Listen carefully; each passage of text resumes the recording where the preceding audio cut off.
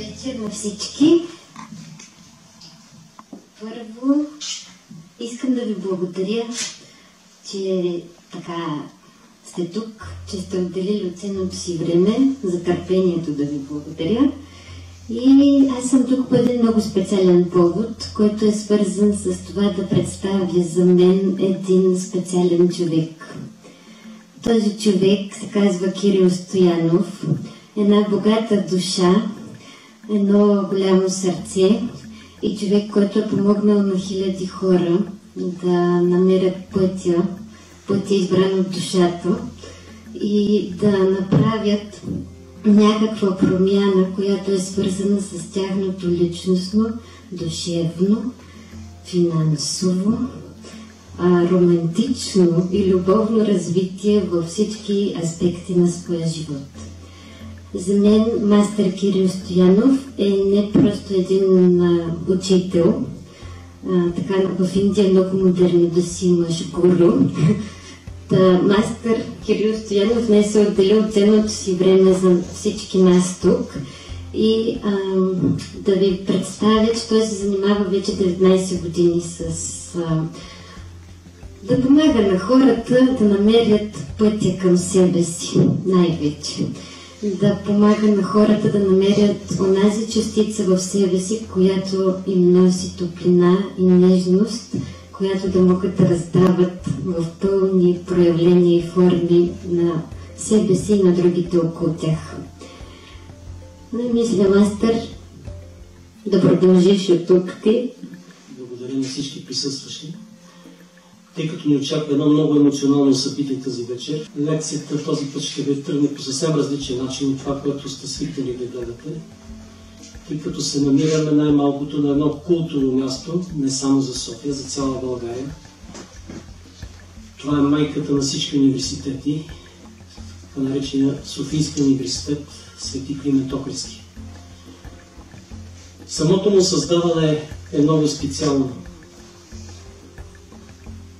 Създадена е основно от двама братя, родолюбиви българи, Евлоги и Христо Георгиев, които освен, че са имали възможност да правят много пари, са знаели и как да служат с тях на обществото.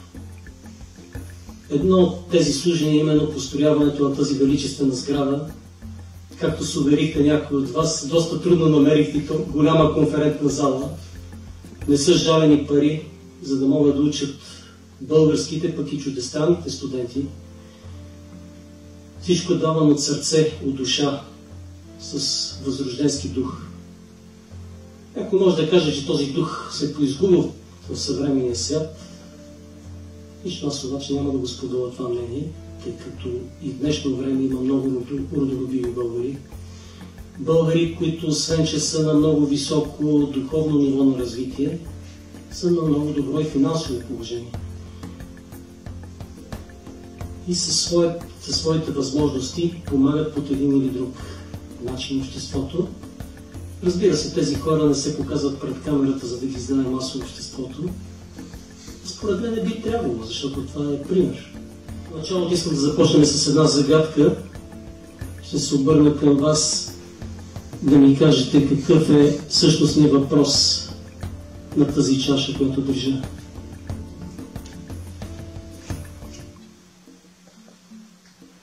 Колко е пълно? Кой би познал? Какъв е въпросът?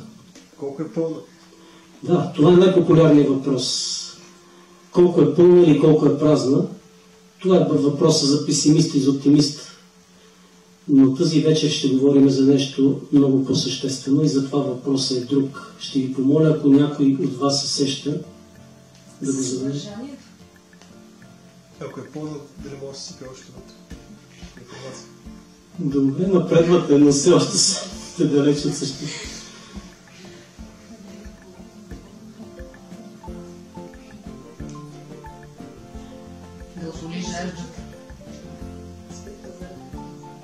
Коля?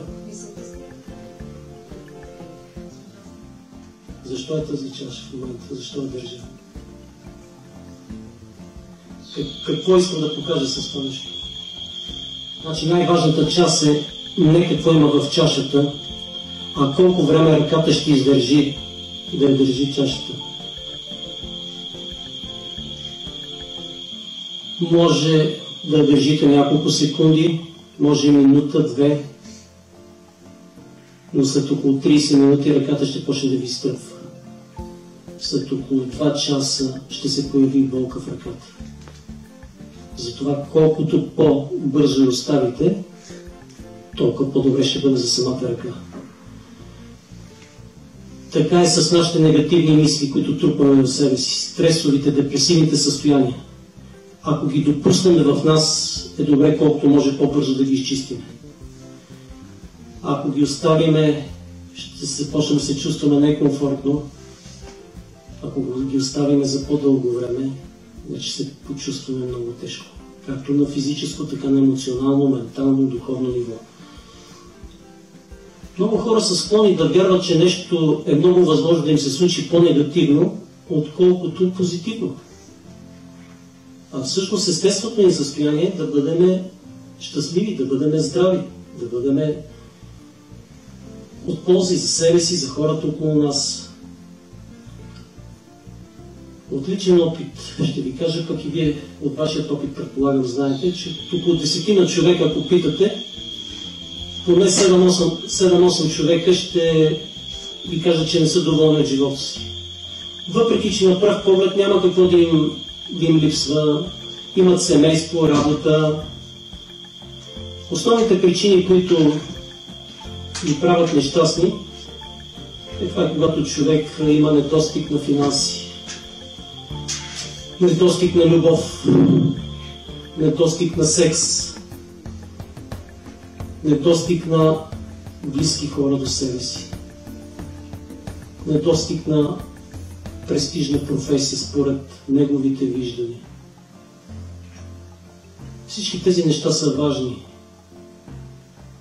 но понякога не зависят от нас. От нас зависи да направим максималното това, което е по нашите сили, а което не зависи добре просто да го приемем. Не да се примириме, а да го приемем. Защото живота ни е една божествена игра. Ние избираме как да изиграем. Ако се оплакваме постоянно, ще променим ли нещата? Няма, само ще задълбочиме, а ще товариме и нашите близки хора и приятели. В един момент ще започне да ни отбягват. Вярно е, има и негативни неща в живота, но не са само те. Позитивното много повече зарежда.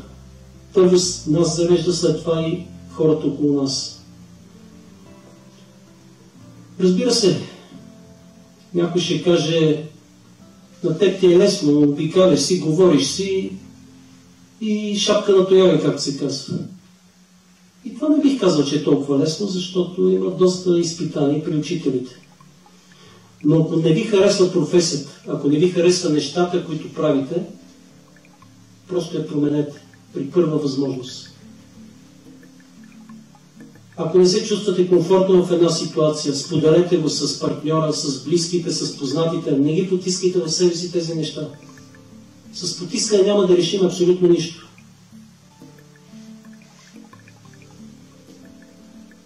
Много хора имат бариери пред себе си. Когато постъпва на работа, се притеснява да си оцени труда, например, според това, което него би го удовлетворило. Съгласява се почти с първото предложение, което дава работодателя. Когато имаме партньор, се притесняваме да му обясниме, че някои неща от интимния живот ни харесват, да ни помисли за извратение или за нещо още по-лошо. Когато нещо чувстваме, че е важно за нас, е добре да го споделиме. А кой как ще реагира на него, това вече ще е негов избор. Но когато го потискаме в себе си, то няма да излезе. Напротив, може да стане по-голямо и да ни задушава. Ще ви цитирам от един разказ на Елин Пелин, тъй като сме в учебно заведение. Разказът се нарича Печена тиква. Някой от По-старото поколение са чели, сега младежите, студентите, не знам дали сте чели. Това е един разказ за един много притеснителен човек, който отишъл на гости и домакинята го почерпила с печена тиква. Но на него му било много неудобно да си вземе и отказа. Въпреки, че много обичал тиква и харесва, но отказа от притеснение. Тръгнал си, от този момент печената тиква не излиза от съзнанието. Насякъде виждал печени тикви, карал се с хората и им казал, че му приличат на тиква, с дни. Когато не ги споделяме нещата, просто ще навредим на себе си. Може в началото да не го усетиме, може да няма никаква разлика, но с времето ще започне. Затова колкото по-бързо оставите пълната чаша на масата, образно казано, толкова ще е по-добре за вас. Ако продължаваме да държиме, ръката ще ни изтърпне много и ще се задълбочат нещата. Тогава трябва да потърсим помощ. Помощта също ще дойде, чрез друг човек обикновено идва. Но тази помощ идва да ни покаже, че нещо трябва да променим. Начина на живот, в мисленето. Ако не го промениме, нещата пак могат да се върнат, въпреки че някой ни е помогнал в дадения момент. Ние сме творчески личности. Дори хората, които смятате, че нямате талант, също сте творчески личности. Може да не може да рисувате, да създавате музика, да пеете, да пишете поезия, проза, но вие с всяка мисъл, с всяка дума, с всяко действие творите вашия живот. И разбира се, с тези неща предизвикваме съответно други неща. С всяко наше действие предизвикваме нещата около нас. Затова най-малкото, което учат учителите на изток и на запад, е човек да бъде позитивен. Затова не ви трябва нито пари, нито обществено положение, трябва ви само желание и постоянство.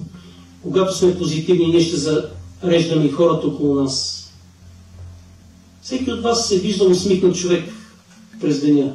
Тази усмивка го зарежда за целия ден. Това може да го правим всеки. Затова не трябва някакви специални средства.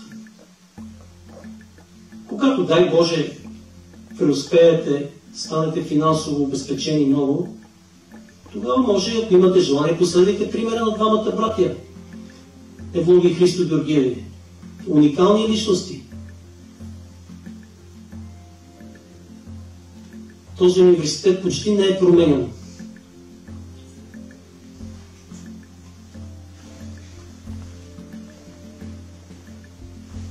Винаги може да направим промяна във всеки един момент.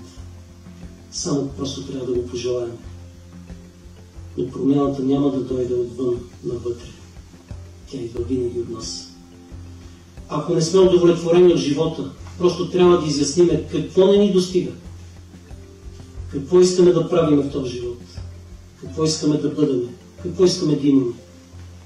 Само да ги изясним тези въпроси, веднага ще стане живота много по-лесен, защото ще правим неща, които ще ни доближат от този избор.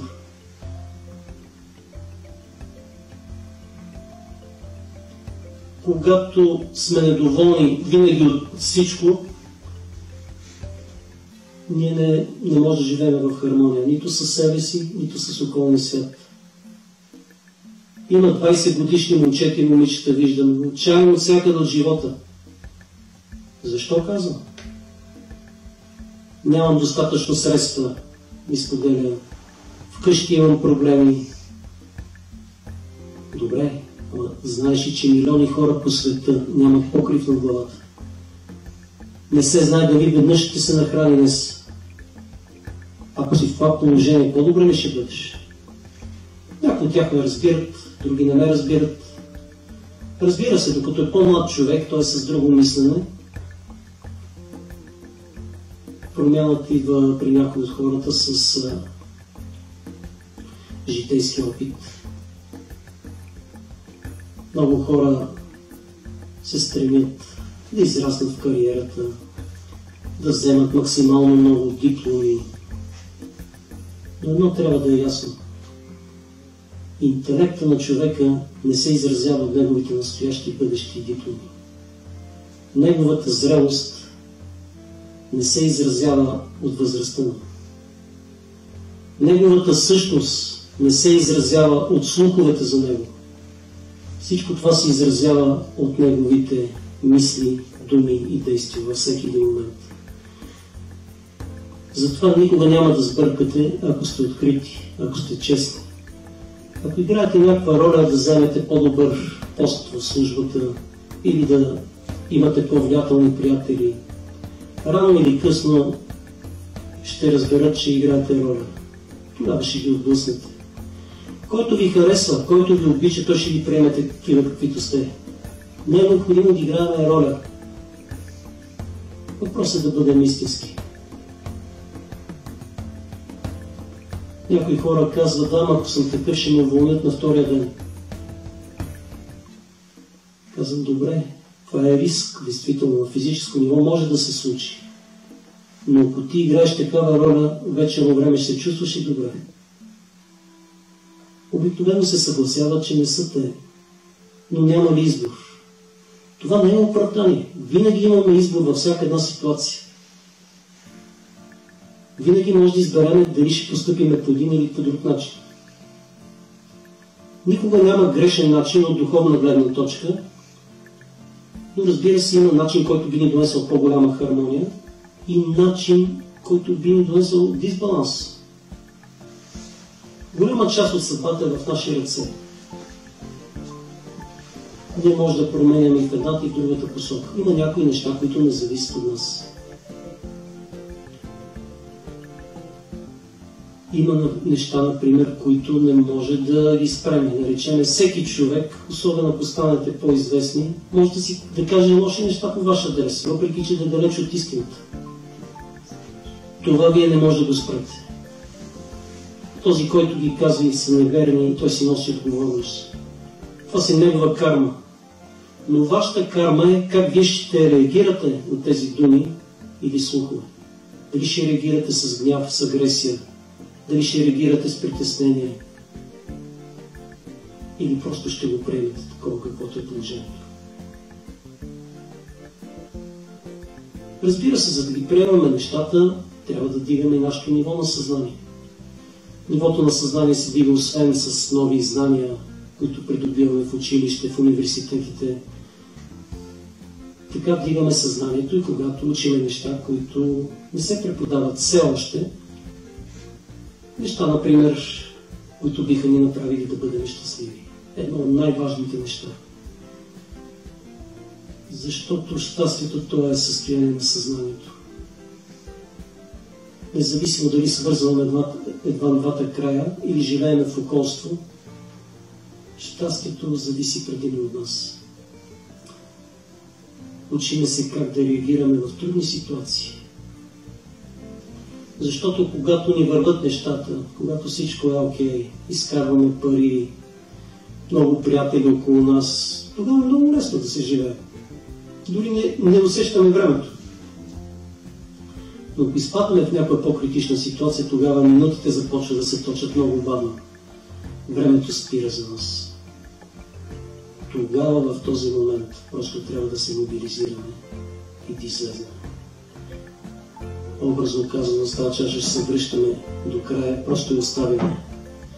Оставяме, за да не изпаднем в по-тежка ситуация. Разбира се, вече има много широко скорени учители, които извън учебния материал и в училищата и в университетите преподават от своя личен опит. Затова не напразно и студентите го усещат и пълнат залите при такива преподаватели. Имам една ученичка психолог, преподавател също в университет в София. И при нейните лекции, извинявайте, има правостоящи студенти. Това виждали ли сте в съвременния свят? В България поне. Но нейни колеги казва, има по 10 на човека маси. Казва, аз говоря от личния си опит. Предава им материала, но този материал го преподава с такива думи, да не е интересно на човека. Ако просто монотонно се предава едно към едно с учебника, много малко ще Но много малко хора ще се вземе вниманието. Още повече пък да седне да го учите. Затова, когато се чувстваме на някое място, било в училище, в университет, на работното си място, където сме, трябва да го правим с душа и сърце. Когато го правим с душа и сърце, хората ще го разберат. Ако го правим само за пари, да вземем някаква заплата или по някаква друга причина, най-малкото просто няма да идват хората. Няма да ви ценят като преподавател. Затова, ако човек не се чувства на мястото си в дадена професия, добре е при първа възможност да смени, да види къде е добър. Винаги, когато правим нещо, което не ни се отдава, то се вижда рано или късно.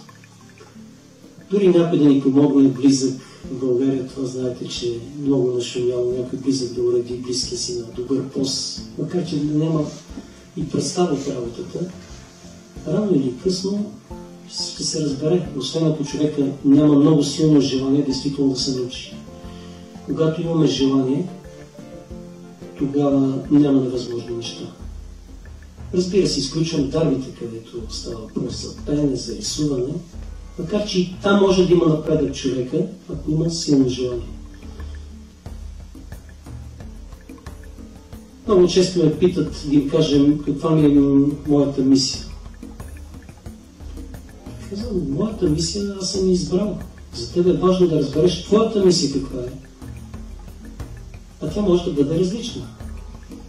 Мисията ни в този живот е тази, която ние изберем. Винаги има много пътища пред нас. По кой ще хванем, няма значение, няма да сбъркаме. Но има някои по-дълги пътища, някои по-кратки пътища. Пак стигаме до там, какво искаме да направим в живота. Какво искаме да постигнем. Уверявам ви, че когато правите нещо и то носи удовлетворение, щастие и за други хора, ще бъдете много по-щастливи, когато правите нещо само за себе си, само с корисни цели.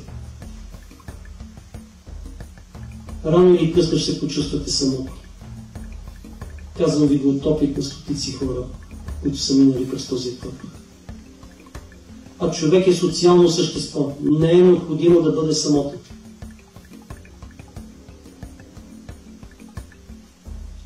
Имаме много силен божествен дар, интуиция. Когато се слушаме в нея, никога няма да сбъркаме. Проблемът е само един. Да може да определиме кога решението идва от интуицията, кога идва от ума. Защото ума може да ни е много добър приятел, но може да ни вкара в трагични филми, които нямат нищо общо с действителността, но ние да ги реализираме. Затова е добре да го контролираме ума. Ако имате затруднения в контрола, пък има на всяко действие и противодействие. Има вече много нови знания, методики, които са утвърдени сред стотици хиляди милиони хора. Методики, които са за личностно развитие. Ето тези методики, например, все още не се учи в повечето университети, но, например, йога, паневритмия се учи дори в Български университет. Значи нищо, че сме малка страна, ние също вървиме в крачка с целия свят. На изток, разбира се, това не е изненада, винаги има подобни методики. Но въпрос е на избор. Сега на един може да му хареса едно, на друго да му хареса. Всеки има личен избор. Как да бъда по-уверен в себе си? Ето, това е прекрасен въпрос. Когато имаме липса на вяра, не може да сме полезни в себе си, не може да сме полезни в нито една ситуация. Това, което мога да ви препоръчам, да започнете да практикувате нещо. Ако не от тези, които са по-неизвестни методи, поне от популярните методи, които се практикуват, например рейки, йога, медитация. Това са източни думи, водят с източни методики, защото идват от изтока. Но те се практикуват в момента от целия свят. Включително в България има стотици хиляди хора, които ги практикуват. Даже се превръща в мода това нещо. Това е най-сигурното средство да добиете увереност. Другото е, когато има хора около вас, които да ви хвалят за нещо, също повдига самочувствието. Но за съжаление хората не са много, които хвалят. Обикновено показват недостатъците. Трябва много да го обичате човека, за да го похвалите. Не знам защо е така.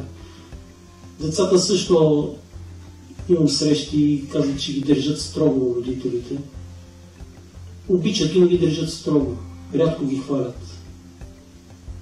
Това в детството също се постига. Когато имате деца, особено малки деца, не си спестявайте похвалите. Детето помни. Когато сте само строги в детството, може да му направим травма на детето, дори голям, зрял човек да стане, тази травма да си стои. И ако не срещне на пътя си някой да му помогне да изчисти тази травма, може да остане до края на физическия му живот. Практики. Като казвам практики, не означава да се обучаваш месеци или години. Има хора, които си представят, че да се научат да медитират или да се работят с рейки или с йога да се занимават, трябва много дълго време да се отделят. Не. Между 20 минути и половин час поне на ден достатъчно, за да поддържате добра психическа и емоционална форма. Включително и физическа, разбира се. Не е трудно, но за хора, които от деца още са им казвали, че за нищо не стават, при тях може да е малко по-бавен процес. Но каквото и да правим в тази посока, много по-добре, отколкото просто да се оставим.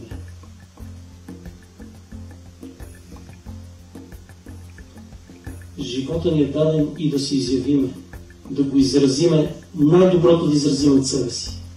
Не да го потиснем. Това, че някой родител или близък или някой друг ни е потискал, това е бил негов избор. Но когато станем по-зрели хора, когато сме наясно повече с живота, добре да го изчистим по най-бързи начин. Други въпроси? Питайте, не ме жалете. Има някои теми, които са табу, все още табу, което лично мен ми изненадва, дори в училище все още го няма това сексуално образование, да речем, което е в скандинавските страни, например. Значи загатват се някакви неща, намеци се правят на децата, подхилкват се, побутват се, но всъщност не му се дава ясна представа как да се развива сексуално. Говорим за 21 век. При комунизма няма да го коментирам, защото това беше пълна трагедия. Има възможност тогава да уча. Там дори сме задавали въпроси на учителите. Самият учител се изчервява, може ли да си представите? Учителя, който трябва да ги преподава тези неща. От всяка една тема питайте, няма нищо срамно, защото това е част от нашия живот. Защо лошото и негативното около нас е повече от доброто и как да постигнем едно равенство или една победа?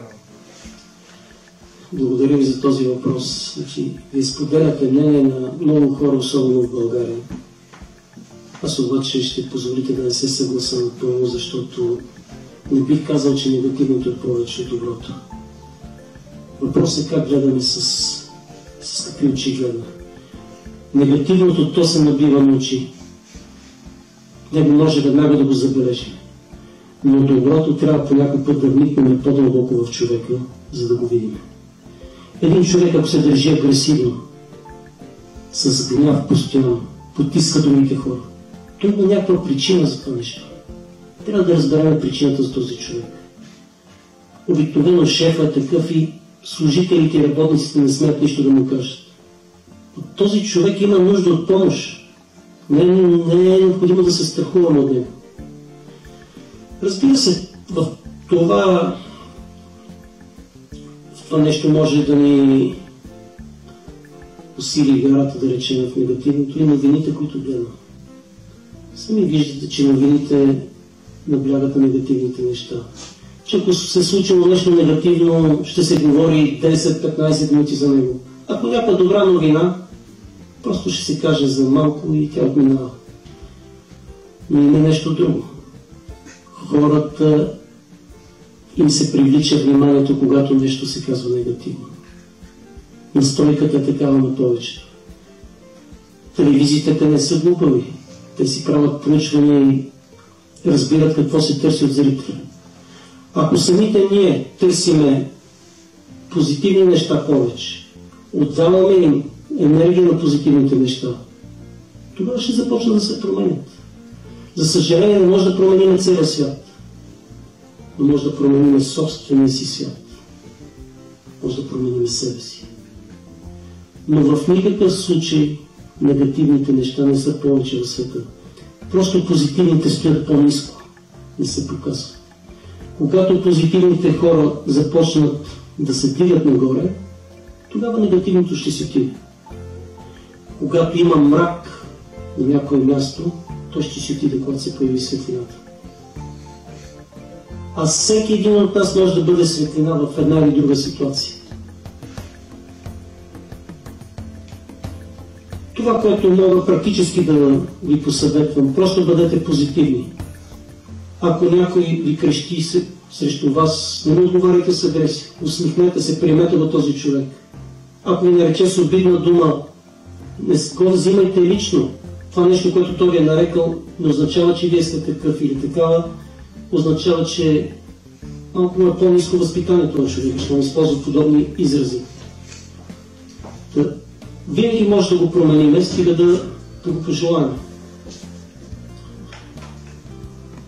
Не е толкова трудно, но в началото може да ни се стори така. Може да ни се стори, че пробиваме бетонна стена с глава. Такова усещането. Но ако сме постоянни, ще почнем да виждаме положителните неща в хората. А положителните са много повече, защото всеки човек е създаден по Божия образ и подобие. Никой не е създаден да бъде агресивен, гневен, алчен, завистлив. Просто хората, ако разберат, че тези негативни чувства и емоции разрушават техния организъм, дори прочутия световен професор Чирков го беше казал преди време в интервю, че злобата и завистта са много по-вредни за сърцето, отколкото, например, тютюнопушенето. И това е научно доказано. Това не са някакви цитати на един или друг човек. Затова е най-добре да си изчистим от тези негативни чувства и емоции и тогава ще започнем да се чувстваме по различен начин. Не казвам, че е много лесно, но не е невъзможно. Отново стигаме до желанието и постоянството, защото за да имаме трайни резултати, независимо в коя област, трябва да имаме и постоянство.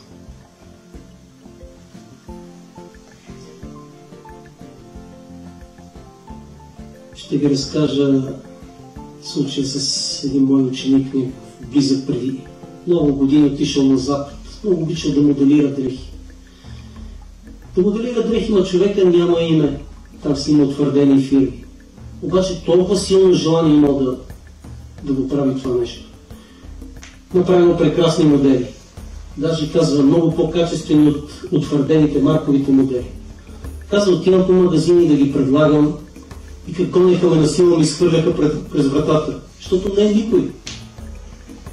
Казва, но веднъж на едно изложение дойде един важен човек, който много хареса дрехите. Видя, че са много качествени. Този човек ми даде възможност. В момента работя за много известни фирми. Значи, вижте, ако този човек се беше отказал, но вие разбирате да ви изхвърлят през вратата с труда, който сте направили. Много хора биха се отказвали изобщо. Но проявил е характер, постоянство, винаги ще бъдете наградени, ако не се откажете. А ако се отчаяме, това е най-голямата грешка, която може да направим. Няма човек да не минава през трудни етапи на живота си. Въпросът е колко време се задържа в тях и как излиза. Дали излиза с много травми или бързо се възстановява. Ако смятате, че негативизма действително е повече в света и смятате, че сам не може да се справите, потърсете учител по личностно развитие. Значи в момента света, това е може би най-развиващата се професия, учител по личностно развитие. Идват лектори, включително в България от цял свят, учат на различни неща. Почувствайте кой е вашият човек. Когато го сетите учителя, то ще дойде като вдъхновение вътрешно. Въпросът е, че по някой път вдъхновението много бързо отминава и започваме отново да се въртим в кръга, който сме се въртяли до сега. Заповядай. Има ли методи или методики, с които да помогнем на хора, които имат прекалено много мъжка или прекалено много женска енергия? Благодаря ти за този въпрос. Да, в съвременния свят, включително в България, много жени вършат и мъжката работа, сами се оправят с всичко. Но въпреки тези неща, една жена трябва да бъде женствена. Щом е създадена жена в този живот, е добре да изразява своята женска енергия. Във всеки човек има и женска и мъжка енергия. Въпросът е на коя ние ще дадем повече възможност да се развива. Разбира се, че има практики за балансиране на енергията. Ето това е също нещо много важно, което не се учи в университетите. Че човек има енергийна система. Система толкова реална, колкото е реална, например, кръвоносната, нервната, пикочно-половата система. Но все още не се учи. Например, когато човек е в стрес и депресия, много малко апаратури могат да му хванат състоянието. Трябва да са от така наричат алтернативни апаратури.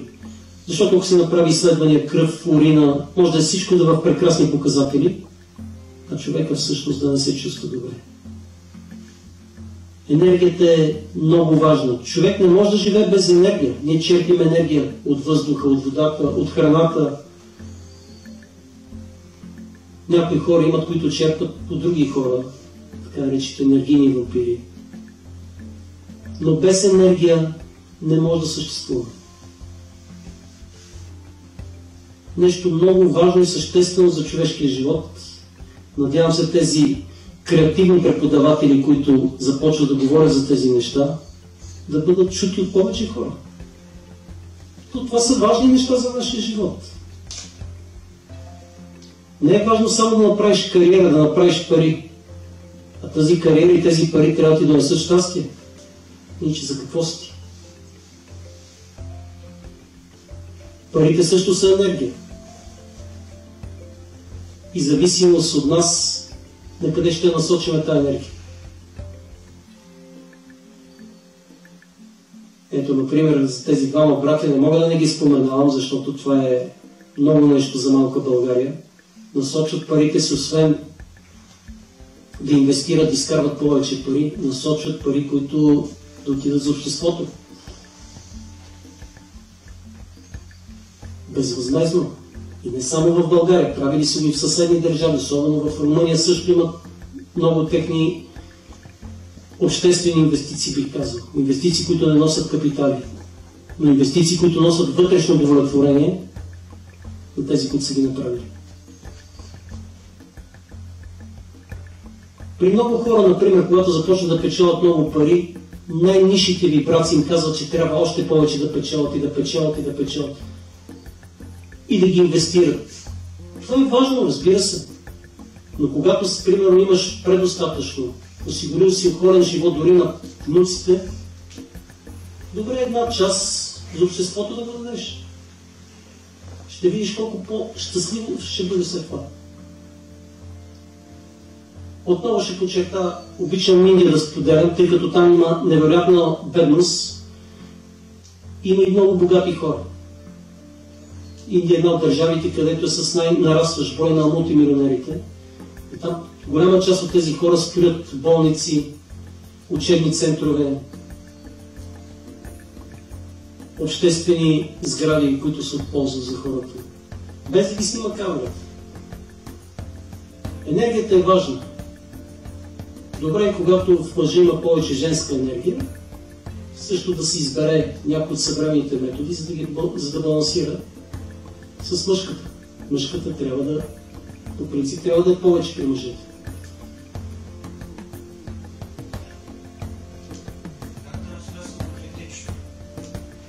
И отново е въпрос на избор. Самокритични сте, пак стигаме от детството. Обикновено идват тези неща, когато постоянно са ни критикували, дори да направим нещо много хубаво, все е можело повече да се направи и така нататък.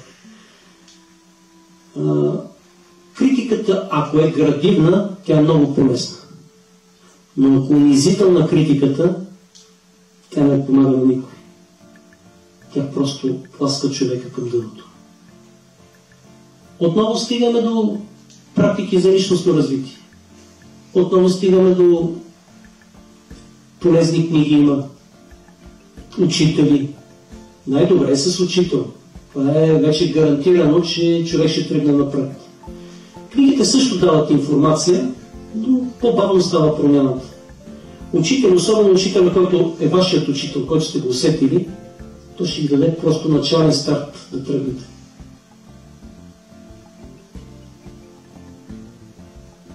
Възможно е. Не е толкова невъзможно да се изчисти самокритиката.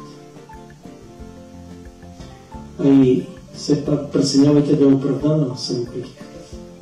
Някои хора са перфекционисти, искат всичко да е максимално идеално. Много често не се получава. Може да направим всичко, което зависи от нас и пак да не получим този резултат, който очакваме. Най-големият проблем тогава е нашето очакване. Защото когато имаме очаквания, особено големи очаквания, има много големи разочарования. Давайте максимума винаги от себе си. Бъдете обаче там, където сте. Мислете за това, което правите в момента. Когато се храните, например, изключете телевизора. Хранете се само.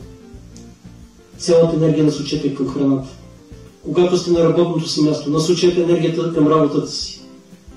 Когато сте вкъщи, насочете енергията към семейството. Когато сте на почивка, се отдайте на 100% на почивката. Тогава ще започне да се чувствате по-различно. Иначе, когато мислиме за други неща, които в момента да ги правиме, и само се натоварваме обикновено.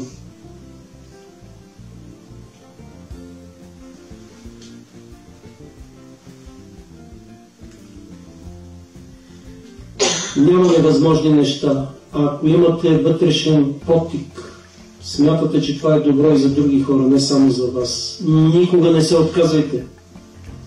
Винаги, дори в най-тежкия момент, ще се появи човек, който ще ви помогне да го осъществите, ако сами не можете. Просто трябва да сте уверени в това, което правите, че ще бъде от полза и за себе си, и за другите хора. Не се оставяйте да ви внушават чувство за вина. Това също не носи добро. Другото нещо, когато ви хвалят много хората, не дигайте егото. Също пречи. Бъдете себе си. Преценете собственици сили, собственици възможности в ситуацията. А не това, което един или друг ще ви каже. Винаги има някакво място, някаква професия, където вие ще работите на 6. Просто трябва да го откриете, ако в момента не сте на това място. Други въпроси. Например, въпроси, които не може да споделите или не искате да споделяте с близки, с родители. Много често майки и бащи ми казват, че ти изпратя детето да си поговори с теб, защото с нас не иска да говори. Или не сте го предразположили да говори. Родителите не трябва да са само родители, а да са приятели. Когато сме приятели с децата си, всичко ще ги разкажат. Ами това е на кармично ниво, когато живеете с този човек. Просто трябва да го приемете. Да го приемете, да не позволявате да ви ограничава, в същото време вие да не го ограничавате. Но няма нито една случайност в нашия живот. Това, че в момента живеем с определени хора, че работим на определено място, Ние по един или друг начин сме го предизвикали. Или с нашия начин на живот, с нашето мислене, или пък на кармично ниво, просто някакъв урок трябва да научим от тази ситуация. Приемете го, това е най-доброто. Не да се примирите, да го приемете. Значи ситуацията е такава. Не зависи в момента да го промените. Но може да го приемете. Най-вече с любов. С безусловна любов. Колкото и да ви е трудно в някаква ситуация, опитайте да подходите с любов, резултатите ще са в пъти по-добри, отколкото ако подходите с агресия, гняв.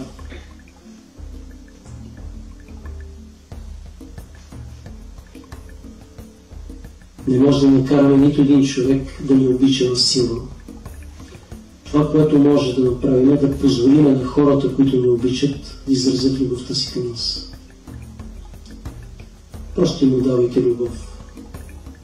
Рано или късно и те ще започнат да ви връщат. Защото на всяко действие в природата има противодействие. Когато даваме любов, любов ще идва към нас. Когато изпращаме негативни чувства и емоции, същото ще се върне. Отново ще ви дам един личен пример. Обичам да давам лични примери с неща, които аз съм ги преживял. Преди време използвам един голям ксерокс център за преснимане на учебни материали. И редовен ден винаги съм свикнал веднага да дойде служителка да ме обслужи, то по бързия начин и качествено. Но един ден отидох и на стъжанка. Момиченце, което буквално от 1-2 дена там. И аз се паднах при нея. Момиченцето започна да брои бавно колко са материалите, да се движи бавно. Първата ми реакция беше да се оплача на шефката, защото все пак съм клиент, не съм кой да е, нали, агото почва да работи. В същото време обаче надделяха позитивните неща, надделя любовта и си казах, в момента нямам ангажименти, ще изчакам. Когато стане тогава, не бързам за никак. Избрах си един удобен стол, седнах си и си чаках. Искам да ви кажа, това момиче се промени. Като започна да тича, да преснимва. За 10 минути бяха готови материалите, разбирате ли? Същото момиче, не някой друг. Виждате как всяка една наша реакция може да предизвика негативни или позитивни неща. Ако се бях оплакал, можеха да ме уволнат, например. Щяха да ме обслужат другите пак бързо, но после на мен ще да ми е тежко, че това момиче са го уволнили заради мен. Много е важна реакцията. Опитайте, направете си експеримент. Ще видите колко по-удовлетворени ще бъдат. Вярно, че не ни учат на такива неща в училищата, нали? Трябва да сме силни, да ни натискат, трябва да сме винаги първи. Но не може всички да са първи. Някои ще бъдат втори или трети. Те не са по-ниско качество хора. Може да са малко по-скромни, да не са толкова амбициозни, но също могат да постигнат много в живота. Много хора се притесняват да потърсят подкрепа, да не покажат слабост. Не е слабост, ако поискате помощ в даден момент. Дори най-силната личност може да изпадне в дупка в даден момент от живота си. Всички сме хора, всички сме еднакво божествени същества. Както даваме подкрепа, така е добре да имаме готовност и да получим. Други въпроси? Кое е еднаквото при хората? Че се раждаме голи и се отиваме с един костюм? Благодаря за този въпрос. Еднаквото е, че всички имаме една и съща божествена искра. Говорил съм дори с служители на различни религии. Казват, ако си лош, Господ ще те накаже, Аллах ще те накаже, Буда ще те накаже. Не съм спорил, но съм обяснил, но по най-простия начин. Ако една майка има двама сина, един е престъпник, другия е станал човек, лекар или адвокат или някакъв висок посъд.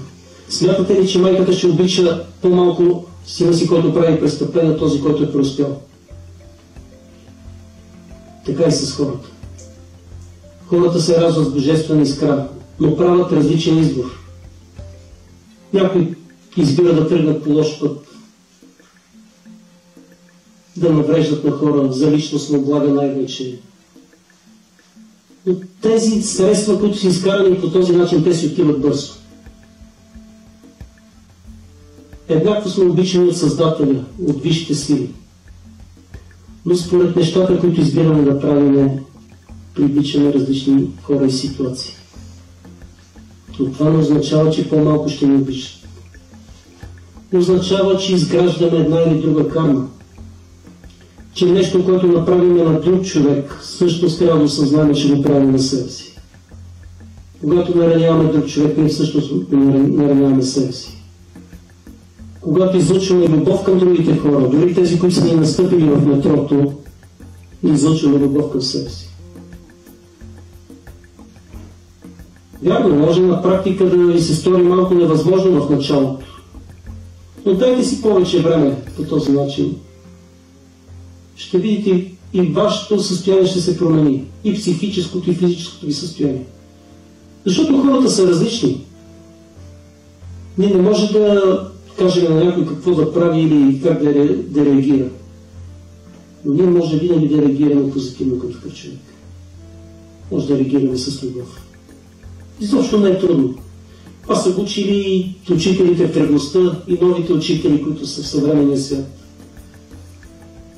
Всички идваме от едно и също място, всички изживяваме физическия живот, но правиме различен избор. И това е хубаво, защото ако всичко сме еднакви, няма да е толкова интересен живот. Има хора, например, които са тръгвали по лош път в даден етап от живота си, след това решават, че това не им носи удовлетворение и правят друг избор. Разбира се, това, което са правили, няма да се компенсира по никакъв начин, но пък може да помогне на хора, на които не би помогнало преди. Има много такива ситуации и с закоравели престъпници, и с хора, които са тръгвали по пътя. В даден момент идва едно прозрение, че когато нараняваме, когато се злоупотребяваме с доверието на други хора, и всъщност навреждаме на себе си. Ето, питахме по някой път, нали, мисленето е такова, когато си на добър пост, особено на държавен пост, използваш европейски програми, нали, за личностно облага. Мисленето е такова, че не се знае колко време ще бъде, дай да направим всичко за себе си. Хора, които са на по-високо съзнание, изкарат ли пари по този начин, трябва да се връщат. Тук може на земно ниво никой да не ги върнат, но ще ги връщат по един или друг начин, било с болест или с нещо друго. Познавате ли някой човек, който да е забогатял по такъв начин и да е щастлив? С злоупотреба или с насилие или с нещо? Аз лично не познавам. Аз се срещам с хиляди хора.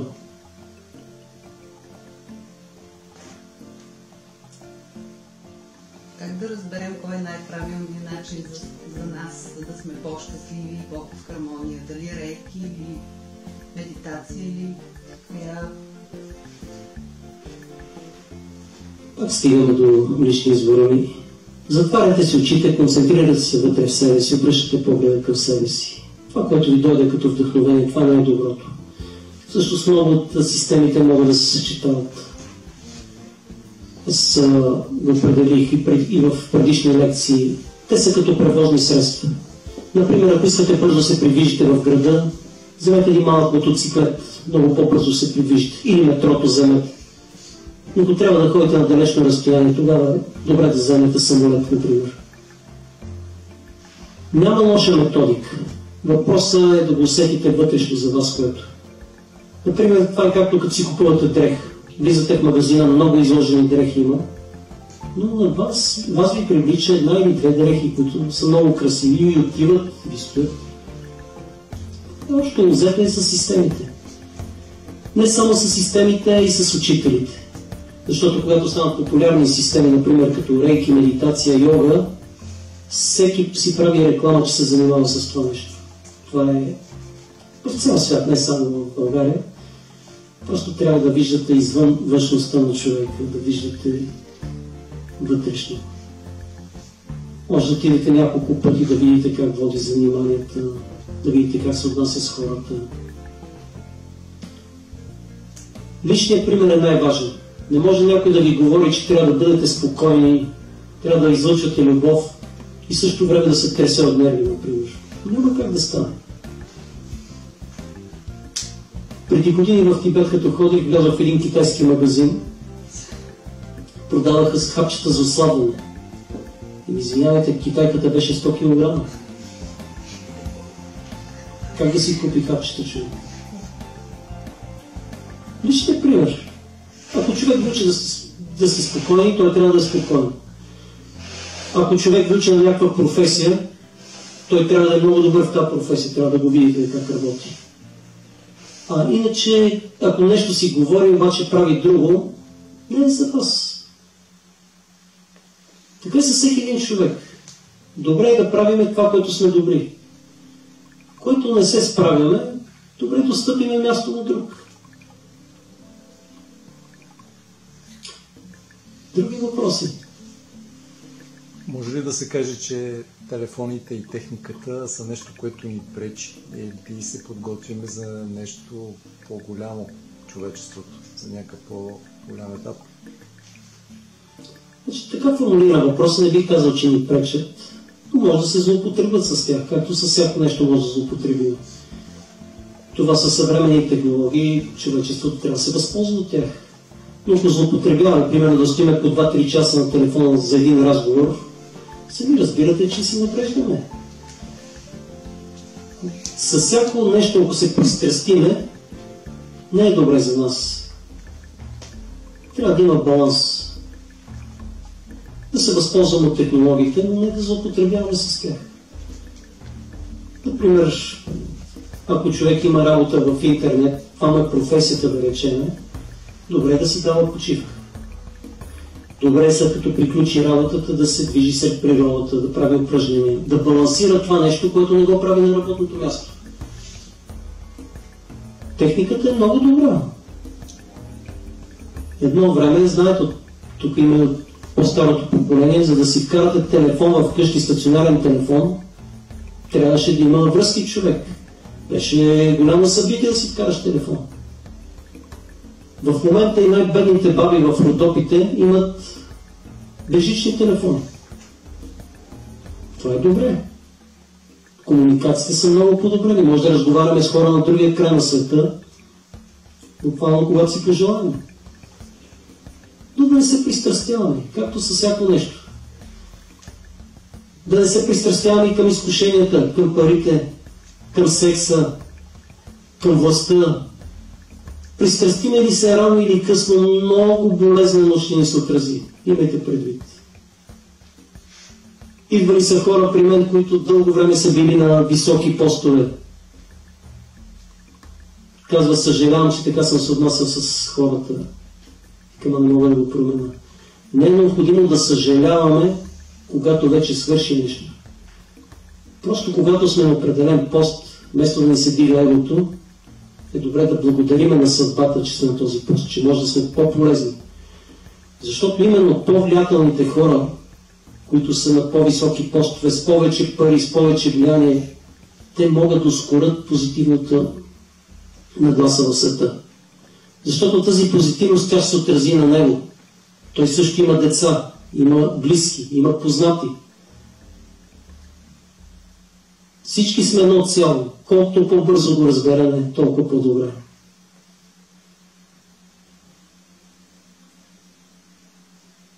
Лично съвременните технологии са благословия за хората. От нас зависи пак как ще ги използваме. Други въпроси? Как може да развием сексуалната си енергия и женската енергия също? Да, благодаря и за този въпрос. Между другото, това е голям проблем в обществото. Само чаках някой от вас да ми зададе подобен въпрос. Много хора се преморяват предимно психически, отколкото физически в съвременния свят. Изпадат в стресови депресивни състояния. Това им се отразява на сексуалния живот. Разбира се, най-доброто, което може да направим, е да изчистиме всякакви напрежения от нас.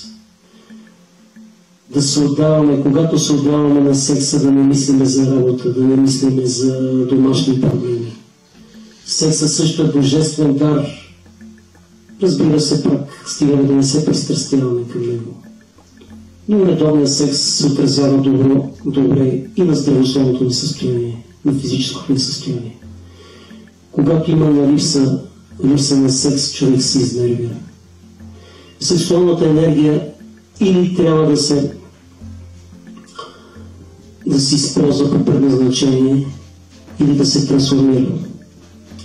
Притиска ли се, не води до добре, води до негативни реакции. Секс е да се наслаждаваме. Някои религии учат, даже все още се опитват да учат, че секс е само за правене на поколение. Че другото е опасно. Извинявайте, като станете родители, вие ще дадете ли играчки на някое дете, ако смятате, че ще се вредни за него? Това е нормална функция на човек. Искрено аз се радвам, ако сексуалното образование стане по-достъпно в училище. Учителите да говорят откровено, без недоумлъвки намеци, да отговарят на всички въпроси на децата. Защото децата сексуално са зрели вече.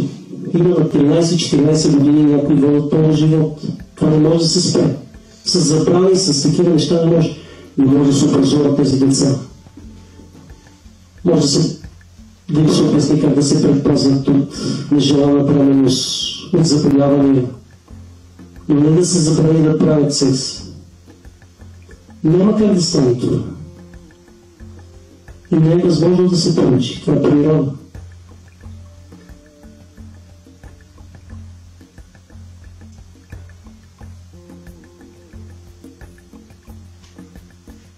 Така, когато станете родители, които не сте станали, просто бъдете откровени в това отношение. При много родители също има бариери да си говорят за тези теми. Говорете за важните неща. В страни, където има добро сексуално образование, истинско сексуално образование, изнасилванията в обществото са в пъти по-малко в глава на население, отколкото в страни, където няма сексуално образование. Значи нещо, което се притиска по един и друг начин се въздейства върху самия човек. Няма нищо тайно, няма нищо срамно, което е важно в нашия живот. Ако смятате, че човека не може да ви разбере, просто се обърнете към друг, който ще ви разбере и ще ви обясни. Не е необходимо човек да стигне до края и да търси тогава специалист.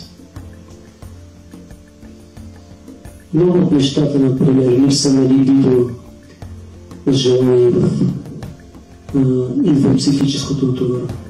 Човек е напълно здрав, няма здравословен проблем, но психически е силен. Затова тези методики, когато говоря, не им правя само реклама. Обяснявам на хората, че това са реални средства, всъщност, които могат да променят живота си.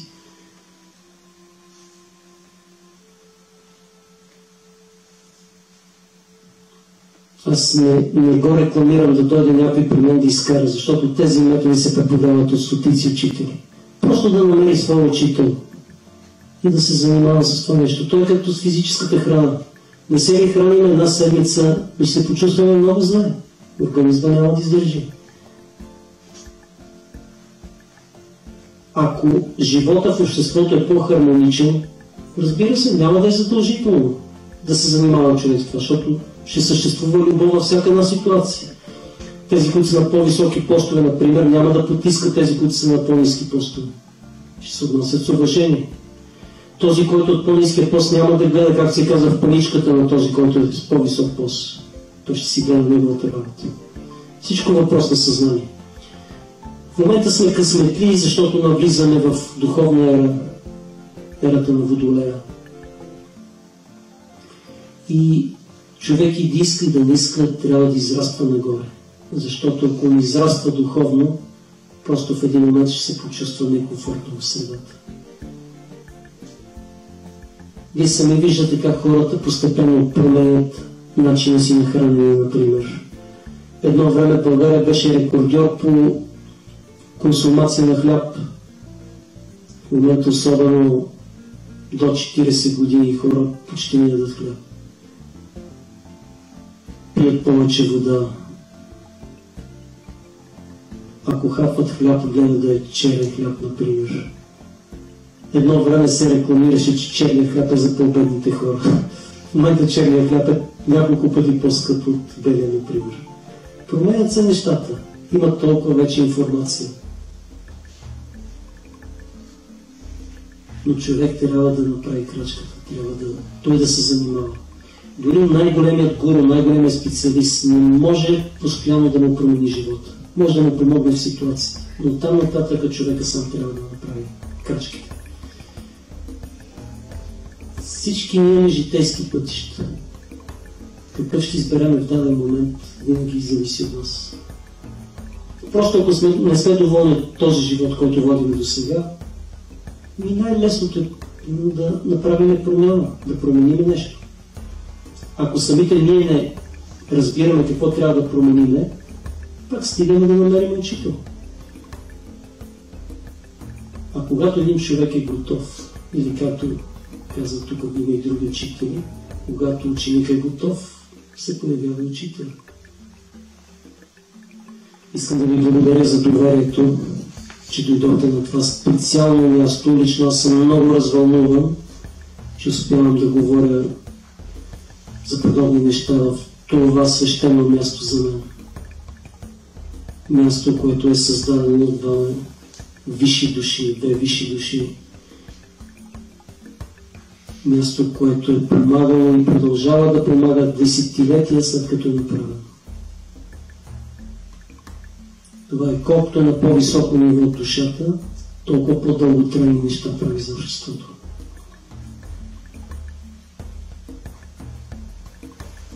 Така, в заключение ще ви препоръчам да бъдете себе си. Не се оставяйте никой да ви ограничава, защото имаме свободна воля. Ограничението няма да ни даде възможност да изразим себе си. Ще бъдем някои си други, ще играме някаква роля, но няма да сме себе си. Свободата е най-важното в човешкия живот. Когато имаме свобода, ние може да реализираме всички наши възможности и желания, разбира се, които са по нашите сили. Специални благодарности и за моята асистентка Гери, също едно слънчево дете, което с подобни методики промени своя живот преди години. Благодаря ви. Пожелавам ви кристална яснота за всички ваши настоящи и бъдещи визии, цели, проекти и за вашата собствена личност.